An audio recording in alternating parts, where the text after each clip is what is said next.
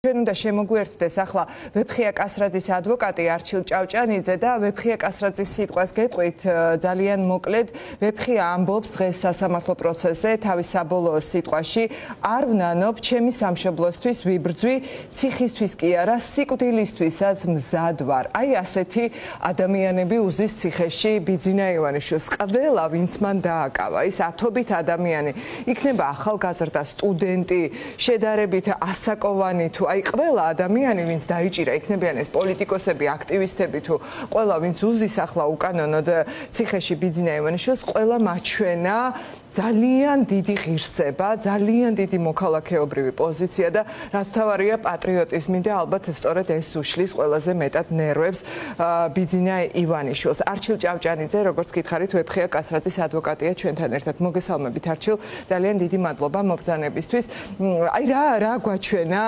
ბოლო დასკვნითმა სხდომებმა როდის ველოდებით გადაწყვეტილებას და არ ვიცი თუ კი შეიძლება ვილაპარაკოთ რამე მოლოდინებზე მაგალითად გიორგი ახობაძე ყავდა წინასტუმარი რომელიც ასევე არ ელოდა გათავისუფლებას მაგრამ მოუწია სასამართლოს ხო მოგესალმებით ქალბატონ თამარ მივესალმებით თქვენს მაყურებელს ჩვენ მოვისმინეთ დასკვნითი სიტყვა როგორც ბრალდების დასკვნითი სიტყვა ასევე მოსამართლემ მოისმინა ადვოკატების დასაბუთებული დასკვნითი სიტყვა განსხვავებით ბრალდების მხარის იმიტომ რომ ბრალდების მხარის ბრალდების დადგენილება ეფუძნებოდა მხოლოდ ვარაუდებს და ვერანაირი მტკიცებულებებით ვერ იქნა ეს დადასტურებული სასამართლო პროცესებზე ჩვენ მოვისმინეთ მათი სიტყვებით ასევე მოსამართლემ მოისმინა ბრალდებულების სიტყვები დღესაბოლოო სიტყვა და უბრალოდ მინდა ვთქვა სანამ სამართლებრივ შეფასებას გავაკეთებ რომ ეს ბრალდებულების ახალგაზრდა ბიჭები, როდესაც ამობდნენ თავიანთ სიტყვას, ეს სიტყვები სავსე იყო პატივისცემით, სამშობლოს სიყვარულით, ადამიანურობით და რაღაც საოცარი განცდა იყო თვითონ სასამართლო დარბაზში და ამ ადამიანებს რო უყურებ, მართლა გვაქვს კითხვა და განცდა რომ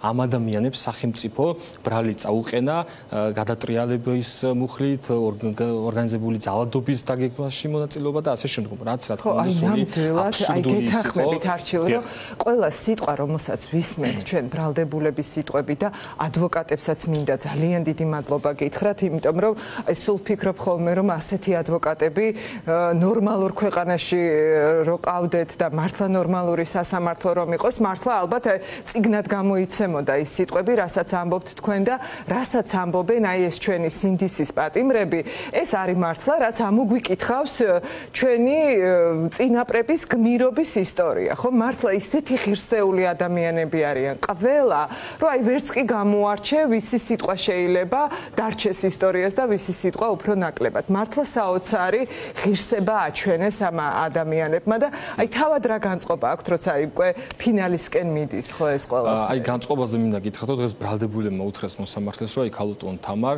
ჩვენთვის მნიშვნელობა არ აქვს რა გადაწყვეტილება დადგება ჩვენი პატივისცემას გიდასტურებთ თქვენ. ეს იყო ყველაზე კი მაინც რა გადაწყვეტილებაც არ უნდა გამოიტანო მაინც არ შეიძლება. სწორედ ეს არის განსხვავება დღევანდელი ხელისუფლების კი ბატონო ეს თამარ მჭედლიშვილის ეს განსხვავება ხელისუფლების მხარეს რომელიც პოლიციელებმაც იძალადეს მოქალაქეებზე აქციის წარმომადგენლებს და ათასობით საჩივარია შესული სპეციალურ საგამოძიებო სამსახურში ასევე თქვენს კოლეგებთან თქვენზე თავდასხმის ფაქტებთან დაკავშირებით და ერთი გამოძიება არ არის დასრულებული და სახელმწიფომ ვერ დაადგინა რომ ეს პიროვნება კონკრეტულად არის დამნაშავე აქ არის ორი საკითხი მაშინ ან სახელმწიფო რომელიც ამბობს რომ ის მზად არის რომ მართოს და ებრძოლოს კრიმინალს ის ვერ ახდენს და სრული უუნარო არის ამ საკითხში ან მას არ გააჩნია პოლიტიკური ნება რომ დაისაჯოს დამნაშავე. აი სწორედ ბრალდებულებს რო დაუბრუნდეთ და ჩვენ სისხლის სამართლის საქმეს აი სწორედ ეს იყო გასაოცარი რომ ამდენი ხნის განმავლობაში თქვენ ბრძანეთ უпростоრე წინასტუმრები საუბრობდნენ რომ კამფეტიც რო ჩამიდონ და დამწამონ ცილი ესეც კი ცილის წამება. თქვენ წარმოიდგინეთ ამ ახალგაზრდა ადამიანებს ამ ვეფხია კასრაძეს რომელიც არის მებრძოლი თავის ქვეყნისთვის რომელიც მთელი თავის შეგნებული ცხოვრება საქართველოს ტერიტორიულ მთლიანობას მიუძღვნა და პირები რომლებიც ადმინისტრაციული ჯარიმაც კი არ აქვთ აი ესეთ საკითხი არიან წარმოდგენილი ბრალდებულები 9 თვის განმავლობაში ისმენენ ცრუ ბრალდებებს რომელიც ვერანაირი მტკიცებულით ვერ დასტურდება. მუხლი რითაც ედავება პროკურატურა ვეფხია კასრაძე ამ შემთხვევაში როგორც კასრაძის ადვოკატი ვისაუბრებ ეს არის ჯგუფური ძალადობის ორგანიზება. ჯგუფური ძალადობის ორგანიზება კვალიფიკაციისთვის მნიშვნელოვანი შემადგენელი კომპონენტები უნდა გქონდეს. ეს კომპონენტი რა არის? უნდა იყოს ორგანიზება სახეზე, ორგანიზებას უნდა უწევდეს კონკრეტული რაღაც ქმედებებით ამ შემთხვევაში, უნდა მოყვეს შედეგი და ამასთან ერთად უნდა იყოს მიმართული საზოგადოების წესრიგის დაცვის ხელყოფისკენ, ხო? და კომუნიკაცია, როდესაც ჯგუფურ დანაშაულს შენედავები ორგანიზატორს და მონაწილეებს, ორგანიზატორი, როდესაც მონაწილეებთან არ ადგენს რაიმე კომუნიკაციაზე, როგორ შეიძლება საერთოდ დადგეს კვალიფიკაციის საკითხი, რომ ეს ადამიანები რაღაცას გეგმობდნენ ან ორგანიზებას უწევდნენ, ხო? პროკურატურას ერთადერთი მტკიცებულება ქალბატონ თამარ აქვს წარმოქმნილი ამ საქმეში. ამ მთელი 9 თვის განმავლობაში პროკურატურა აპელირებს ერთადერთ მტკიცებულებაზე, რომელიც არის ვიდეო მასალა, რომელიც ჩამოიტვირთა ტელეკომპანია იმედის Facebook გვერდიდან. რა თქმა უნდა, ეს არის ერთადერთი მტკიცებულება. საქართველოს სისხლის სამართლის საპროცესო კოდექსი და კონსტიტუცია ამბობს, რომ ერთი პირდაპირ მტკიცებულებაც რო იყოს საქმეში, დაუშვებელია გამომტყუნებელი განაჩენი ეფუძნებოდეს ამ მტკიცებულებას. საქმეში ერთი პირდაპირ მტკიცებულება კი არა, არაპირდაპირ მტკიცებულებაც კი არ არსებობს, რომელიც დაადასტურებს წარდგენილ ბრალდებას. ძალიან მნიშვნელოვანი არის სამართლებრივი შეფასების ნაწილში ვთქვათ ჩვენ რომ ეს ვიდეო მასალის წარმომავლობა საერთოდ ვერ დგინდება. რომელ თარიღშია გადაღებული ეს ვიდეო მასალა? ვის მიერ არის გადაღებული? იმ ვიდეო მასალაზე არსებული ტიტრები და წარწერები საერთოდ ვის მიერ არის დატანებული მაგალითად, ხო? ეს ვერ დადგინდა ამ ხნის განმავლობაში. როდესაც მოვიდა მთავარი გამომძიებელი საქმეზე, მან თქვა რომ ესო ჩემთვის მნიშვნელოვანი არ იყო. ჩემთვის მარტო მნიშვნელოვანი იყო რომ პირის იდენტიფიკაცია დადასტურებული იყო და ამ შემთხვევაში ჰაპიტოსკოპიური ექსპერტიზა რო ჩატარდა, თქვა რომ ეს არის ვეფხე კასრაძე. თვითონ პროკურატურამ თქვა რომ თავარი იყო რომ ვეფხე კასრაძის ის იდენტიფიცირება რაიმენაირად მოხდარიყო. ჩემთვისო პროკურატურამ და საგამოძიებო ორგანომ თქვა, რომელსაც კანონი ავალდებულებს ქალბატონ თამარო, მან ობიექტური გამოძიება უნდა ჩაატაროს საქმეზე, იმიტომ რომ სახელმწიფო და კანონი ამბობს რომ გამომძიებელს ეკისრება ვალდებულება და პასუხისგებლობა ობიექტური გამოძიება ჩაატაროს, იმიტომ რომ მოქალაქის სამართლებრივი ინტერესები არ დაზიანდეს, რომ სახელმწიფოს აქვს ეს ვალდებულება და მსხვერპლი არ აღმოჩნდეს ადამიანი პირი ბრალდებული და დაუშვათ ისეთი ბრალდება არ იქნას წარდგენილი და ისეთი მტკიცებულება, რომელიც მის სამართლებრივ ინტერესებს დააზიანებს და ასევე გამომძიება და გამომძიებელი ვალდებულია გამომართლებელი მტკიცებულებებით გადასცეს მხარეს. ამ გამომართლებელი მტკიცებულებებზე კი არ არის საუბარი, საერთოდ არანაირი მტკიცებულება არ არსებობს. მნიშვნელოვანი არის ის ფაქტობრივი გარემოება, რომ ამ ხნის განმავლობაში გამომძიებელი ამბობს, რომ ექსპერტიზა არ არის დანიშნული და დღემდე ვერ დგინდება ამ ვიდეო მასალის წარმომავლობა. მაგრამ თვითონ პროკურატურის მიერ მოსულმა მოწვევ, პროკურატურის მოწვევამ ექსპერტმა დაადასტურა, რომ აღნიშნული ვიდეო მასალა არის დამონტაჟებული. ეს თქვა მან მოწვევ თავის ჩვენებაში და თავიანთმა მოწვევმა დაადასტურა ეს. ანუ ამ ხნის განმავლობაში ბრალდების მხარის მიერ წარმოდგენილი მტკიცებულებები დადგინდა რა? დადგინდა რომ გამოძიება არაობიექტურად არის წარმართული, დადგინდა ის რომ არსებითი დარღვევით არის გამოძიება ჩატარებული, დადგინდა ის რომ გამომძიებელმა თავის პირადი შეხედულებით მიიღო გადაწყვეტილება და არა კანონის იმპერატიული დათქმით და მიკერძოებულად არის და არ არის ობიექტურად გამოძიება დადგენილი.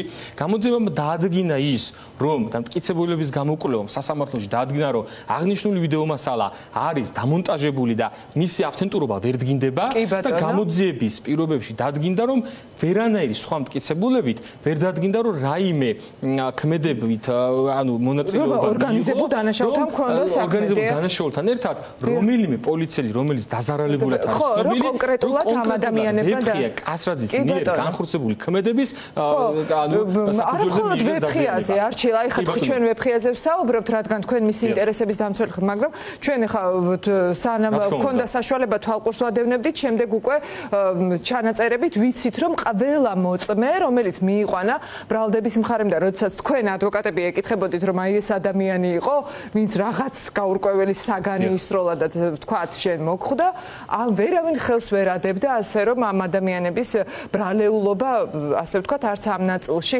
იკვეთება. ზუსტად ამიტომ აი დასკვნის სახით რო ვთქვათ, უკვე არჩილ, აი შეიძლება რომ მაგალითად გადააკვალიფიციროს მოსამართლემ ბოლოს და ეს ორგანიზებული დანაშაულის ნაწილი მოხსნას და სხვა ფორმით გაუშვას ისინი თუ ეხლა მტკიცებულებების საფუძველზე თუ იმსჯელებს სასამართლო და სამართლიან გადაწყვეტილებაზე თუ ვილაპარაკებთ, მაშინ რა საკვირველია ყველამ ვიცით ხო რომ ყველა უნდა გამოუშვას გარეთ, მაგრამ აი რას ფიქრობთ მაინც მოლოდინის თვალსაზრისით? მოლოდინი ქალბატონ თამარ სამართლებრივი კუთხით რო შევხედოთ, ამ საქმეზე ერთადერთი გადაწყვეტილება რაც უნდა იქნას მიღებული, ყველა პირი როგორც ვეფხე კასრაძე კასრაძე და ასევე ყველა სხვა 7 ბრალდებული უნდა იქნას უდანაშაულოდ ცნობილი.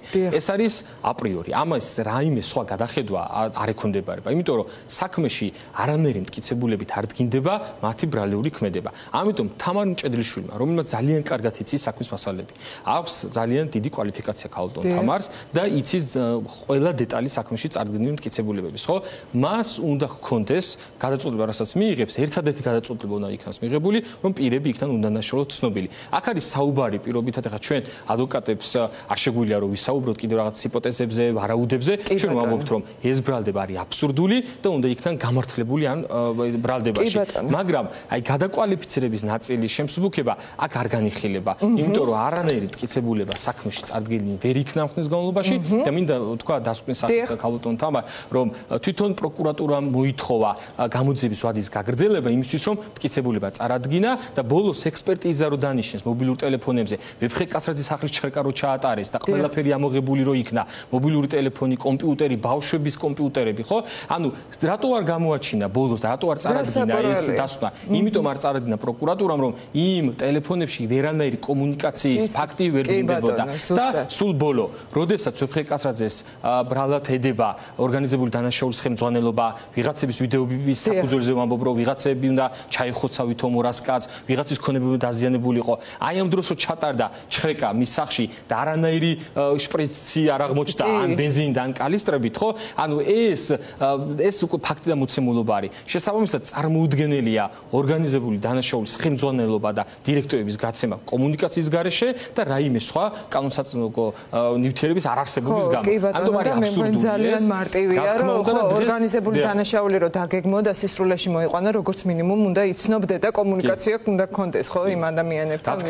ქალბატონო, მე უბრალოდ ბოლო ინფორმაცია, რომელიც საჯარო გახდა ცნობილი გახდა ჩვენთვის, აი ამიტომ ამბობ, რომ სასამართლოს და მართლმსაჯულებას უნდა იყოს გამბედაობა, რომ მიიღოს კანონიერი და სამართლიანი გადაწყვეტილება, თორე სხვა შემთხვევაში პრაქტიკა მიდის ძალიან ცუდად და რეპრესიული თვალსაზრისით და ჩვენ ვიხილეთ დღეს, რომ არასამთავრობო ორგანიზაციების ბრალი ედება და გამოძიება დაიწყეს საბოტაჟის მუხლით, რომელიც ასევე აბსურდული ბრალდებით არის ამ თემაზე უნდა განვაგრძოთ ახლა სწორედ საუბარი და თქვენ ახსენეთ თამარ მჭედლიშვილი და სხვა შორის როცა მყავს ხოლმე იმ პატიმრების მშობლები, ოჯახის წევრები, ვისაც ასამართლებს თამარ მჭედლიშვილი, ძალიან ხშირად აქვთ ხოლმე ესეთი დამოკიდებულება და მოლოდინი თამარ მჭედლიშვილის მიმართ, რომ ნუ გალუსტაშვილთან შედარებით ყოველ შემთხვევაში უფრო უკეთესი მოლოდინი აქვს და ვნახოთ როგორი იქნება მისი გადაწყვეტილება 1 სექტემბერს 2 სექტემბერს 12 საათზე გამოცხადდება უკვე საბოლოო გადაწყვეტილება. ძალიან დიდი მადლობა არჩილ მობრძანებისთვის და მადლობა თქვენ კიდევ ერთხელ ადვოკატებსაც და მადლობა რეჟიმის პატიმრებსაც, რომ აი ასე